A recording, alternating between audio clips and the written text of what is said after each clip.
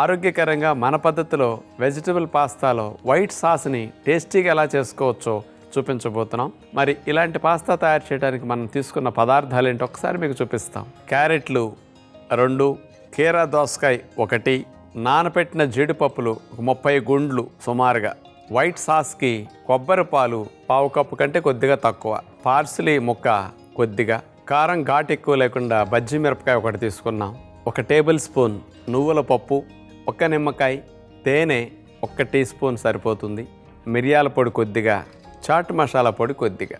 ఇలా ఆరోగ్యకరంగా వైట్ సాస్ని మనం చేసుకుని వెజిటబుల్ పాస్తాలో ఎలా కాంబినేషన్తో తీసుకోవచ్చో చూడబోతున్నాం.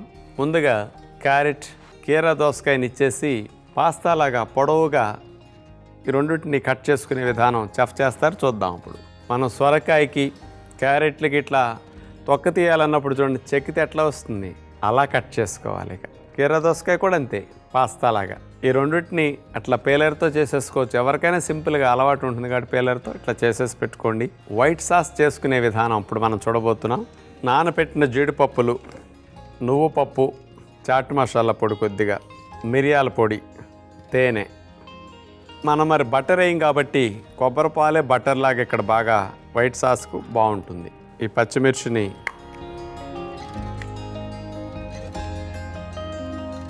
కొబ్బరి పాలు వేసేసి వైట్ సాస్ రెడీ అయింది కదా, బౌల్ తీసుకుని పాస్తాని మనం కలిపేసుకుందాం.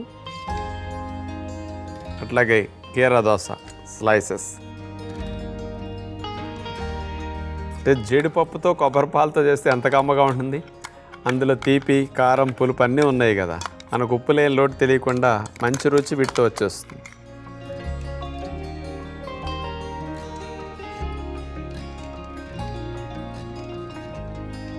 వైట్ సాస్ కలిపేసిన వెజిటబుల్ పాస్తా రెడీ అయింది. మరి నేను ఎప్పుడు బయట పాస్తాలు ఎప్పుడు తిన్నా కదా, మీ అందరి కొరకు నేను ఇట్లాంటివి చేసి నేను కూడా ఇప్పుడు రుచి చూసే అవకాశం నాకు కలుగుతున్నది.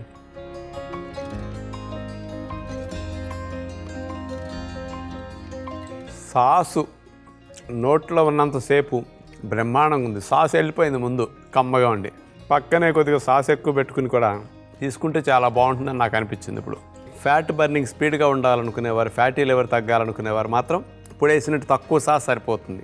కాస్త శక్తి ఎక్కువ వస్తే బాగుంటుంది అనుకునే వారికి మాత్రం సాస్ కొద్దిగా దీనికి డబల్ వేస్తే ఇంకా చాలా బాగుంటుంది ఈ పాస్తా అనిపించింది. ఈ వైట్ సాస్ చాలా బాగుంది ఈ పాస్తాలో. తప్పనిసరిగా మీరు అందరూ ట్రై చేసి చూడండి, చాలా బాగుంది.